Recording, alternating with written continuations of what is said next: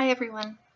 So today I'm not doing a card reading or an energy forecast. I'm really just wanting to get into some real talk because I've been noticing something that concerns me a little bit and I just want to address it.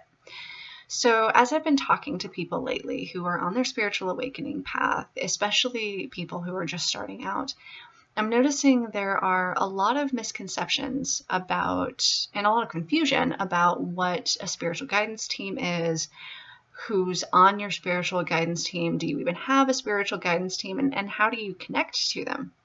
So I just want to address that and kind of clear some of those things up. So the first question that I usually get from people is, well, do I have a spiritual guidance team? Of course you do. Everyone has a spiritual guidance team, and it's very specific to you. Each member of your team is there just for you. Now, certain members of your team may also be members of other people's teams, but they're serving a slightly different purpose. So who's on a spiritual guidance team? What sorts of beings show up there? Well, it can be any number of things. So it can be gods and goddesses, it can be ascended masters or angels, archangels, it can be power animals, ancestors, extraterrestrials, elementals. Your higher self is always part of your team. So yeah, that's what a spiritual guidance team essentially consists of, but it's variable depending on you, what your needs are, what connections you've had to different deities or whatnot in past lives. It's very individual. So no two people are going to have the exact same spiritual guidance team because everybody's needs and interests and innate abilities and connections, all of those things play into who's on your team, and those are highly individual and specific things. So one of the other things that I'm noticing from people is they don't really understand what a spiritual guidance team is there for. So as the name would suggest, guidance, they are there for guidance, but they're also there to help keep you out of trouble. They can protect you. You've got guardians on your team. You've got teachers on your team. You've got beings that are there simply because they love you and they offer you companionship. You've got beings on your team that bring you power or that offer you specific lessons. So they're really there to assist you through your life in general, but especially on your spiritual path, because they give you the guidance that you need, and they help you to progress, to step back into your power, to remember who you are. They help you to expand your skill set and remember skills that you've had in past lifetimes. They're really there to help you tie it all together, to get all the pieces together, and then they help you complete the puzzle. They help you to put the pieces in where they belong so that you can see the big picture. That's what they're there for. And you know what? They love being there because they love you. These beings are unconditionally loving, and they are there because they want to be. They're not obligated to be. They're there because they choose to be. And everybody has a spiritual guidance team. And you know what? They're super accessible too. So that takes me into the next point, because I've also been noticing that a lot of people just have no idea how to connect to their team. So I've had people mention to me that they've gone to workshops, or they've tried to go through psychics to connect with their team, or they've bought books on it, stuff like that. And I think we're making it harder than it has to be. Okay, so the first thing I want to address there is you don't need another person to connect you into your team. Your team is yours, and they are always accessible to you. They're always available to you. Okay, you don't need another person to connect you into them. Now, can another person help you connect into them? Absolutely. I can help you connect into them. A lot of intuitives can. So another person can help, but it doesn't mean you need somebody to help. And if you are utilizing another person to help you connect into your team, be very mindful and be cautious about who it is that you're going through, okay? Because unlike the benevolent beings on your spiritual guidance team, not all humans are, okay? Not all humans have your best interests at heart. And even if they do, humans carry around their own baggage and stuff like that.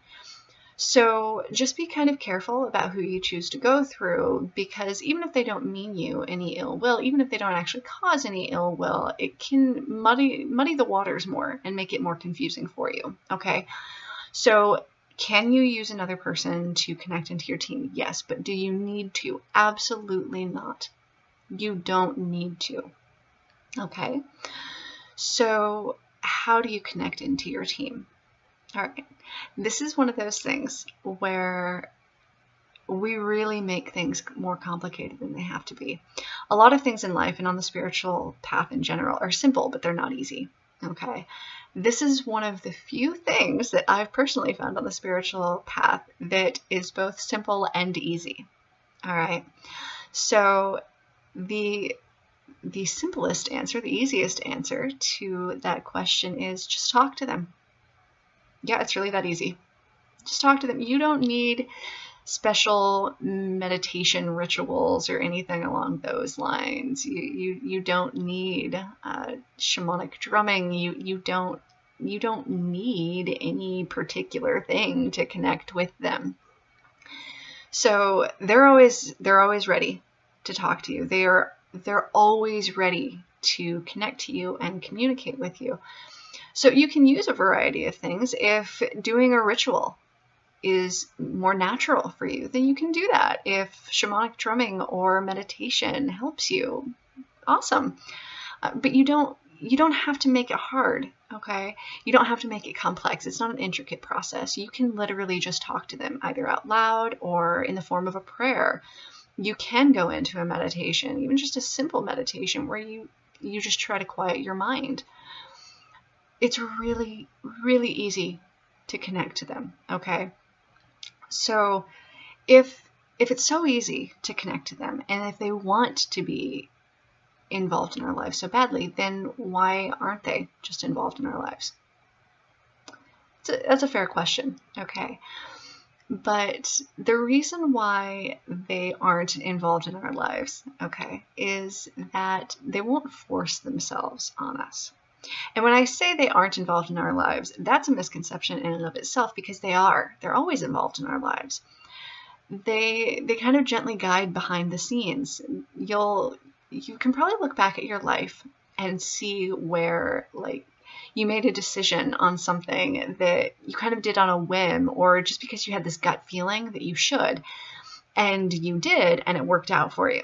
Okay, those little synchronistic events, serendipity, whatever you want to call it, those are times when our spiritual guidance team was working with us. And your spiritual guidance team includes your higher self. So a lot of times those gut instincts, those are messages from your higher self. And they can also be messages from other members of your team too. So our teams are there. They're always there. They've always been involved to some degree, but why are they not more blatant in their messages to us if they care about us so much? It's because they won't force themselves on us, okay? They abide by the universal law of free will. Now, we all have free will, as you know, for better or for worse, right? So they're not going to push their way through. In order for your team to really be in steady connection with you, you need to be the one to reach out a hand or send out a message and say, hey, I want your guidance. I want your love. I want you to be involved in my life. I want to connect with you. I want to be able to feel you and interact with you. And as soon as you do that, they are so ready. They're so ready to connect in with you. Okay, they want to. Nothing would make them happier. Nothing makes them more excited than those moments when you actually reach out and say, hey, I would actually really love to interact with you and be more involved with you. That's what they want. That's a wonderful thing for them, because they really do love us unconditionally. And when we're not really in steady contact with them, I think there's a degree that even though they're with us all the time, they miss us too, because they also miss that contact with us where we speak to them and they speak to us. It's an interaction, it's an exchange like any other. So when we connect into our team, it's like building a relationship with anybody else. All right. So you start off with, the introductions, the greetings, you send out you send out a hi, all right, and then they send one back. They start giving you these tiny messages here and there because that's what we can process immediately, okay? So when you put out the message to your higher self and to your spiritual guidance team that you want to connect with them, I think there's also this misconception that people have that it's going to be like some big thing, like it's going to be a vision or something along those lines, and it's usually not. It's usually not that extravagant, okay? Usually when we first start connecting into them, it's little things, it's synchronistic events, it's repetition. It's little things that don't quite seem like they fit, like they just attract our notice for whatever reason. That's usually how they connect to us immediately. So why do they do that? Instead of just announcing their presence, right? Like, wouldn't that be a whole lot easier if they just showed up in a vision? Okay. So no, that really probably wouldn't be the easiest or the best thing, because we've been programmed by our society, by our cultures, for the most part anyway, to not believe in those things, to think of those things as imaginary or fantasy. I mean, when you were growing up and you had imaginary friends, I had imaginary children, but when you're growing up and you have these imaginary friends, as you get older, you know, the adults around you, the society around you is less indulgent of that. They start telling you, okay, you need to stop now. Like, those are just in your imagination. It's not real. It's time for you to step into reality like the rest of us. And so we get programmed, we get trained to shut down our connection, because those imaginary friends are not imaginary at all. They're really not. When we're young, we have a stronger connection to those spiritual planes. We're more pure in that way. We're more willing to believe. And because we're more willing to believe, and because we reach out and we interact with them, we have a stronger connection to them. So when we start connecting into our spiritual guidance team as adults, you just have to rebuild the bridges. You have to work on those communication skills. You're getting to know them all over again.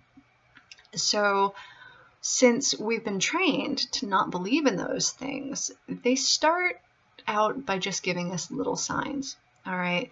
Repetitive numbers. You may see an animal several times in a week that you haven't seen in forever, or you keep seeing pictures of something that just stands out to you. You hear the same song, or you'll be listening to a song on the radio and just a certain line will stick out to you. You may find that you're fascinated with certain cultures or beliefs or whatever that you weren't interested in before. It's things like that that they usually start off with, because as they give us more and more of those little things, we start believing more. We start having a little bit more faith. Okay, so if they were to just show up to us in a vision, you know, like a full body apparition or whatever the case may be, a lot of us, our logical brains kick in, and we either think, okay, that's not real and I'm going crazy and I need to seek psychiatric help, or we get scared and we shut down even further. So that's why they don't approach most of us in a very blunt way. Now, some people do get really extravagant communications right off the bat, but in most cases, they communicate with us in small ways first. They build on these tiny messages to help us connect more into them, to show us that they're there, to help us build our faith. Because if they tried to connect to us in these big ways, these extravagant ways where it's just really blatant and in our faces, chances are we would either get scared or we would think we were losing our minds. So that's why they do it the way that they do. All right.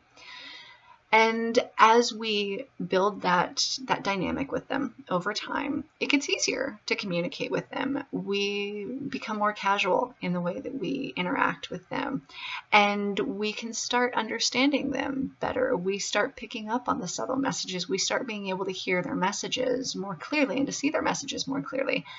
So a lot of times as you're building that relationship with your spiritual guidance team, over time, you'll be able to start noticing the difference between like your own thoughts and what seems to come out of nowhere. All right. Now, there's there are things that we think and that we feel and that definitely come from us. There are things that we think and feel that come from our ego. And I want to address that for a second too, because there are a lot of people that think that they're getting guidance from their team, and that this guidance is telling them something that turns out to not be true, or this guidance is telling them to do something that ends up being a bad idea. And so then we either think, okay, well, my spiritual team must not be real, or my spiritual team has it out for me, you know?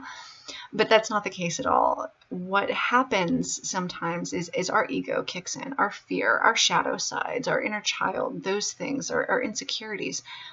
They can kind of take over, and that our ego sends us messages too. Our ego tells us what to do as well. So how do you tell the difference between your ego and yourself and your higher self and your spiritual guidance team? How do you tell the difference? Okay, so your ego is usually pretty easy to recognize. Almost all the time it's pretty easy to recognize, because your ego will lead you further into fear, or further into insecurity or anger, or those denser, heavier emotions that we don't like feeling. So if you are getting a message that makes you feel fearful, it's your ego. If you're getting a message that makes you feel judgmental of another person, that's your ego. If you're getting a feeling that makes you prideful or arrogant or condescending, that is your ego. All right. Any of those denser, heavier, lower vibrational emotions, those come from your ego, from your shadow side, from your insecurities. All right. Anything that you get that brings you joy, or that moves you further into compassion or unconditional love, or makes you feel at peace, those things are coming from your team, from your higher self. Those things are leading you further along your path. And it's not that your ego has it out for you either. Our egos are there to protect us, and sometimes they become overprotective, okay? Sometimes they think that they know best, and that they know exactly how a situation is going to turn out. They know exactly whether somebody can be trusted or not. But our ego makes those decisions based on fear. It makes those decisions based on, okay, well, we trusted somebody in this way once before and we got betrayed. So now I'm not going to trust anybody on that thing anymore, because obviously I will be betrayed. Or I once went hungry. I was homeless. So anytime I don't have quite enough money, well, I'm going to be hungry and homeless again. Those are the sorts of things that our ego tells us. So that's how you tell the difference between your ego and your spiritual guidance team. You'll always be guided in the right direction by your spiritual guidance team. They will never lead you astray. All right. They have the bigger picture view that we don't have.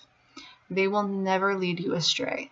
They will always lead you in the right direction for where you need to go. And sometimes that right direction can be uncomfortable. Sometimes that right direction leads us further into our shadow sometime, but it's when we get those triggers, and sometimes those triggers do come from our team, but when we get those triggers, it's because we're being told we need to process something. All right, so let's say you get this trigger that makes you feel like a situation happens, an event happens, a conversation happens, and it triggers something in you, and it turns your ego on, and your ego starts working overtime. Okay, your ego will try to tell you to do one thing, but what your spiritual guidance team is doing by presenting you with that circumstance or that event or that conversation, what they're doing is they're helping you to see where you still have room to grow. So not all of our interactions with our team will always be happy-go-lucky and pleasant, because there are things we need to process and things that we need to get through. So if you end up in situations or circumstances that aren't happy, that don't make you feel good, don't blame your team, okay? They really do have your best interest at heart. They really are there to help you, and they will help you through those situations if you listen, all right? If you work with them, they will help you through those situations. But don't expect for them to never challenge you, because they will. You will get challenged by your team. but you're strong enough, and that's why you get challenged, because they know that you can do it, and they know that it's time for you to process whatever that thing is. And I've been triggered lots on my spiritual awakening path. Everybody gets triggered a lot on their spiritual awakening path. That's really just part of the process that we go through, because when we're on our spiritual awakening path, the reason why we're on it is because we're learning to release and let go of the things that no longer serve us, so that we can move into greater joy, so that we can move towards our destiny, so that we can live a life that's more fulfilling, so that we can have healthier relationships with other people and with ourselves, so that we can do those things that we've always wanted to do, so that we can serve the world better, so that we can serve ourselves better. That's what the path is for, is to help get us to that point. And our team, they challenge us sometimes because they want us to be able to process those things. They would not throw anything at you that you can't handle. And the best thing that you can do in those situations, when you get triggered like that, don't run away from your team. Don't shove them away. Don't blame them for anything. Reach out to them. When you get triggered by a situation or by a conversation with somebody, reach out to your team. They will help you. Reach out to your higher self. They will help you. That's what they're there for. They triggered you intentionally so that you could grow. All right, that's another thing that I really wanted to address, because people have this tendency to lash out at their team the minute something goes wrong. The minute that something is uncomfortable. Well, I guess my team doesn't really love me, or they don't really exist, because if they existed or if they cared about me, this wouldn't be happening to me. Stop, please. Okay? That's your ego. That's your fears. And the ego, your shadow side, all of that, it's not something for us to eradicate, like I mentioned in my last video. It's not something that we evict from us. It's another tool that we have to help us grow. All right, so even our ego, whether it realizes it or not, whether it wants to or not, is working with our spiritual guidance team and with our higher self to bring us to where we need to be. Okay, so what can you look forward to as you're connecting in more with your spiritual guidance team? Well, there's a lot of things to look forward to. I personally think that connecting to your team and communicating with them, interacting with them on a regular basis, that's one of the most crucial things, if not the most crucial thing on your spiritual path, because they are there for guidance. They are there to help you. And so when you're interacting with them, it's like having companionship all the time. It's like having help always accessible at your fingertips. It's feeling like you're never alone, because you aren't ever alone. And so having your team there with you, because regardless of whether you're connected into them, fact of the matter is your higher self is always working to get to a certain place. All right, your higher self, your pure essence, had this idea in mind of where it wanted you to be. And your higher self is you, okay? It's just a more enlightened, a more awake version of you that has a bigger picture view. It is your pure essence. But we come into these mortal lives to learn lessons and to grow so that we can gain further wisdom, because that's what it's all about. It's all about learning and growing as these universal beings. That's what we are here for, okay? So as you're connecting into your team, and especially connecting into your higher self, you're being guided on that journey towards self-realization, towards enlightenment, towards fulfillment. So your team is really vital for you in that process, because you'd still be triggered one way or the other. It's going to happen, because growth is going to happen one way or the other. Change happens one way or the other. That's just the way it is.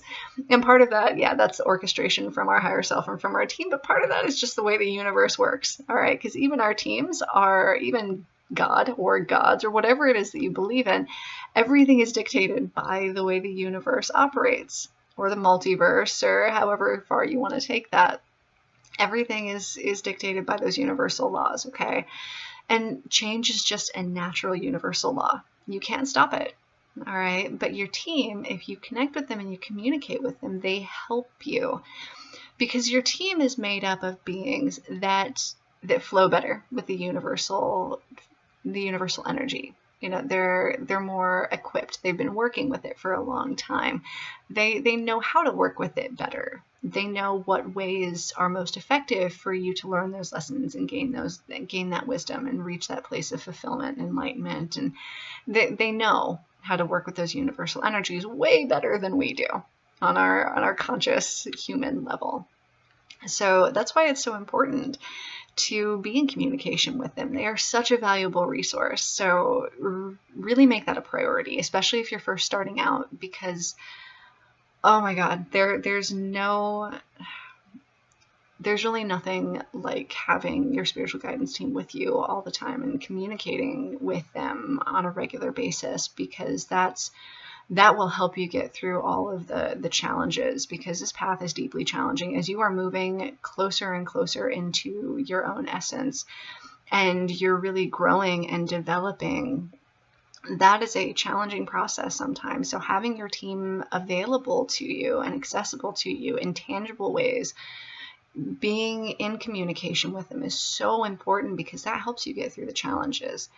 So getting back to what you can look forward to, that is one of the things that you can look forward to. Never feeling alone again. Always feeling like somebody's got your back. Always feeling like you have someone to talk to. Always feeling like you have guidance, counsel when you need it. Always feeling protected. Those are things that you gain from being in contact with your spiritual guidance team. You also gain just companionship and love. You will always feel loved by your team. You'll always have their companionship. They'll always be with you. They're always with you anyway. But when you're consciously aware of their presence, it makes a world of difference for your ability to cope with challenges.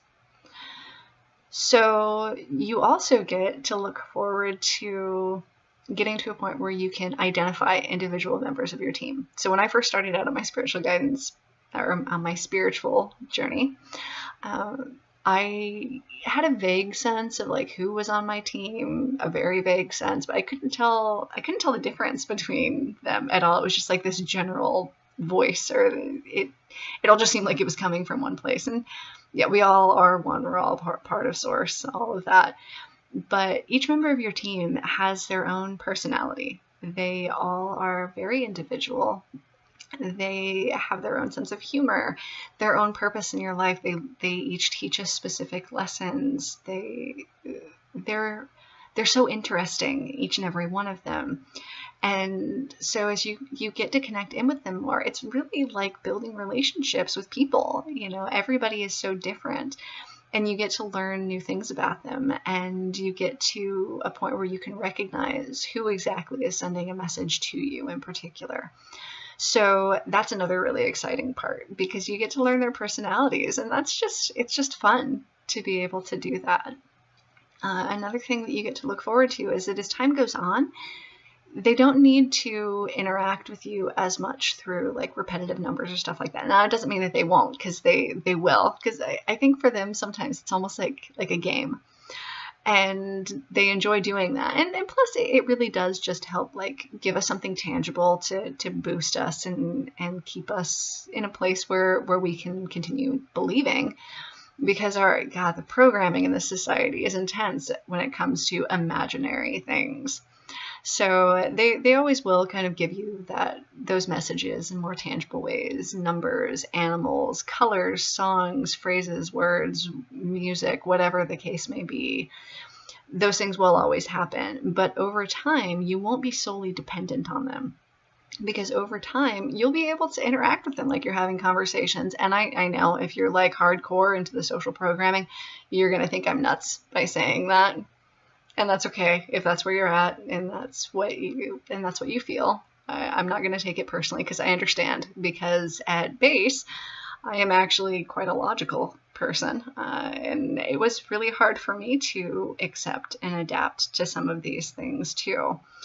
And yeah, I get it. I understand how you might feel that way, but I would say at least give it a chance, okay? Because let's say For instance, and I'm not saying that I believe this, because I really do believe that my spiritual guidance team does consist of these benevolent spiritual entities that are separate from myself. But even if that wasn't the case, even if your spiritual guidance team wasn't a group of benevolent spiritual entities and it really was just aspects of yourself, who cares? If the guidance that you're getting and the help that you're getting is beneficial for you, then does it really matter if it's coming from just different parts of your psyche or if it's coming from spiritual entities? No, not really. It really doesn't make any difference. So I would at least suggest giving it a try. And over time, like I was saying, you get to a point where you can communicate with them more easily, like conversations. I've reached a point now where I can have conversations with my team, and yeah, they happen in my head, which I know makes me sound crazy, but it's true. I connect in with them. I have conversations with them. I can tell the difference between them because, it'll be a tone of voice, or I'll feel a certain presence from each and every one of them because I've gotten to know them so well.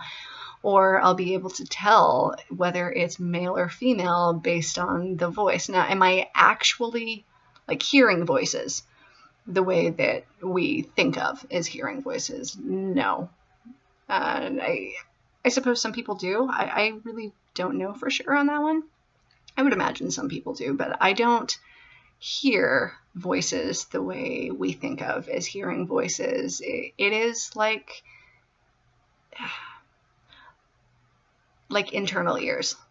Okay, so is it kind of like hearing voices in your head? Yes, but it's not the same as processing through your physical body ears to hear things, if that makes sense. It's kind of like I can also see the members of my team. Now, am I seeing them with my physical eyes? No, I get a picture in my mind's eye. It's things like that. Those are the extrasensory perceptions. Okay, that's what you can also look forward to as you continue on your spiritual path, is that you're not solely reliant on your physical senses. All right, it's, again, I understand why people would think that it's crazy, but whether it is or not, I don't really think matters if you're going someplace good. Okay, if it's leading you in the right direction, if it's leading you more into love and helping you to get to a better place in life. But I believe firmly, I know for me, okay, reality is subjective. Okay, science knows that. Science has backed that up. Reality is completely subjective based on how we perceive it.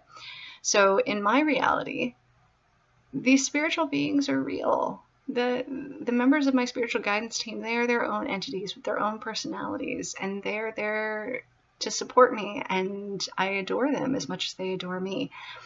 And those relationships, those bonds are solid, and they're very real to me.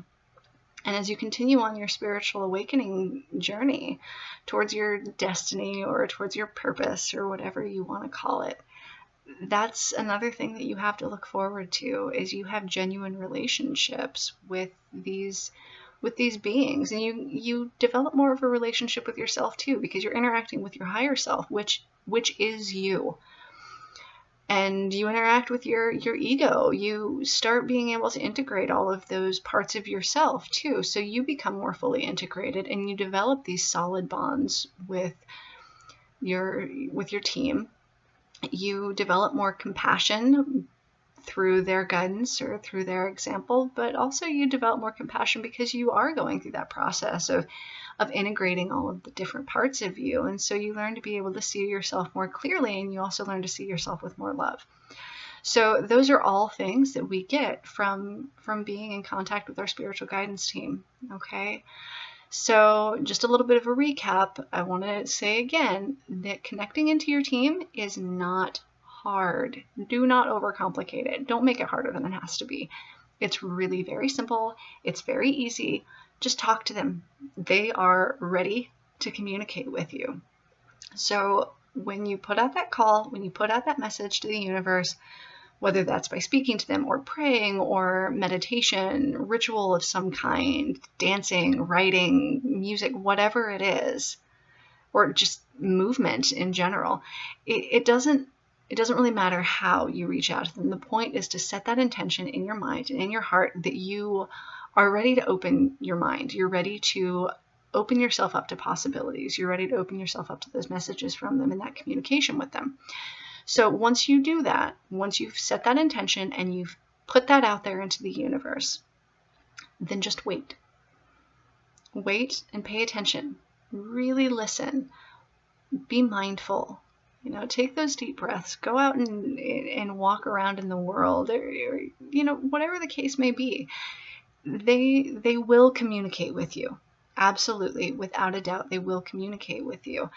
And over time, you'll be able to recognize those messages more. One more thing I do really want to address. So repetitive numbers are a thing that a lot of people get. It was one of the first things that really showed up for me when I was starting out on my path. So how do we even know what repetitive numbers mean? Okay, so there are a few different resources that you can use. You can go on just Google and literally type into the search box, you know, the number that you're seeing and, you know, angel number. That's a very common phrase within the spiritual community for these repetitive numbers or angel numbers, because the idea is that they're sent to us from angels. They're not always sent to us from angels, but that's kind of the idea behind it in the spiritual community. So you can put that into the search box and see if the message that comes up for it resonates with you. So that's one way that you can do it. A way that I would honestly suggest more is familiarize yourself with numerology, what each of the numbers means from 1 to, or from 0 to 9. And then your master numbers 11 and 22, 33, that sort of thing. So familiarize yourself with those meanings, because that will help a lot.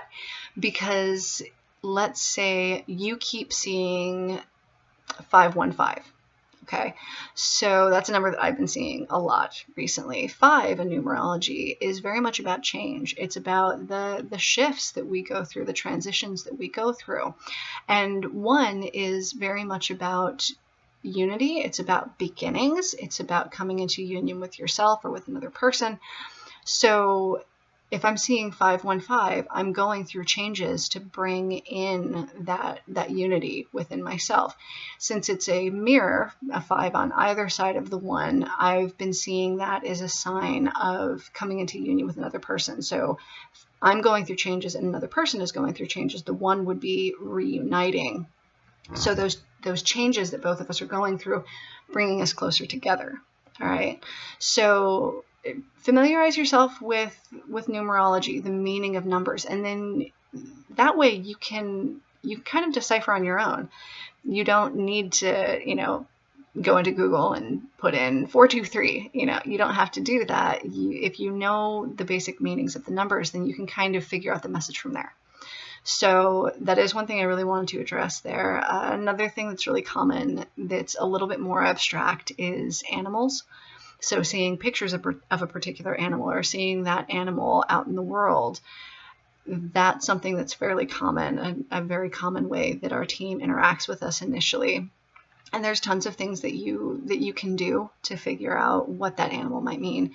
You can go into Google and look up type in that animal and then put symbolism after. And there's tons of websites that you can kind of scroll through, and each will be slightly variable, but a lot of those resources are based on ancient traditions from a lot of cultures, so there's a lot of overlaps. You can get a general idea and just look for what resonates with you. If something stands out to you, if it feels right to you, then that's the message you were supposed to get from it. Another thing that you can do is look to the medicine cards. The medicine cards it's an oracle deck that has different animals, and each animal represents different things. And the medicine cards in particular are more geared towards Native American mythology, but they're still a pretty valuable resource for you in familiarizing yourself with some animal symbolism. All right. Another thing that I want to suggest, if you're open to, and not everybody is, and I get that, but if you are open to using oracle cards, that's a really great way, a tangible way for you to connect in with your team. So you can ask them a question and shuffle the deck until one jumps out at you, or shuffle the deck and take one off the top, or whatever system works right for you. And that gives you an opportunity to get those messages from your team in a more tangible way that isn't so abstract, that's pretty clear. I say oracle cards rather than tarot cards, at least initially, and you may move into tarot cards over time, but oracle cards are more simplistic. They're more guidance based. They're more about concepts and ideas than about tangible things in particular. And they're also, you're never going to pull an oracle card that scares you. All right. Tarot cards can get kind of a bad rap because there are certain cards in there that nobody wants to get, like the Three of Swords, which, means a lot of times, despair or a huge change that you weren't expecting and didn't want. Those sorts of things scare people. So I would start out with oracle cards instead. They're very gentle. They're very conceptual. They are relatable. They're easier to work with, and it's a great way for you to start connecting in with your team, especially if you tend to be very word-based or image-based. And how do you choose an oracle deck? Seriously, just find one that feels right for you. And you'll know it feels right for you because you really like it. That's the surest way to know. Either you'll really like it or you'll feel a pull to it, one way or the other. There'll be something about the imagery or about the descriptions on the cards that just pulls you. So do it by feel and trust yourself, okay? And one more thing that I do want to address is you're connecting in with your team and everything. Don't expect things to stay the same, all right? Nothing is stagnant. Change is that universal law. So don't expect things to stay the same forever. It will shift and change over time. New members of your team will come in. Members of your team who have been there for a long time may kind of fade into the background. I don't know that they ever go away. I know none of mine have ever gone away, but some of them do fade more into the background based on what I do or don't need in my life at that point in time. So be prepared for that and be open for that to happen. The way that you communicate with them will shift and change over time, and that's good. Those are all wonderful signs. Don't expect things to stay stagnant, okay? That's a really important thing. Be open to those changes, those transitions. So yeah, I think that's pretty much everything that I wanted to address. If you have any questions or anything like that, leave a comment down below and I will get back to you on that. I know it seems kind of daunting, especially when you're first starting out, but it's really not. It's so simple, it's so easy, and your team is ready to connect. They want to connect with you so badly, all right? They love you. They really do. They love you. They want to be there for you. They've always been there for you, but they really do want to connect in with you more. One more thing real quick. So I know I was saying that you don't need anybody to connect you to your team, and that is true. Now, the power animal retrievals that are part of my shamanic work, I want to explain the difference here. So can you connect into your power animal yourself? Absolutely. A lot of times they will come through to you. Like for instance, if your power animal is a panther, they may try to sneak into your awareness a little bit through images. Panthers may come up in conversation a whole lot randomly for no reason over a short period of time, things like that. So your power animal can connect in with you, or you may just be really drawn to a particular animal, and that can be one of your power animals. So they can connect in with you. What makes a power animal retrieval different is that when you do a power animal retrieval, you're actually going into the spiritual plane of existence where that power animal resides, and you're bringing their energy back. You're bringing them back in an energetic state, and you're receiving it back into your own energy field so that they are literally with you, and they can, through their energy, they can infuse your energy fields with their power and with their presence, so that you always have direct communication with them. They're always with you, literally with you all the time. So that's what a power animal retrieval is. Now, can you do that by yourself?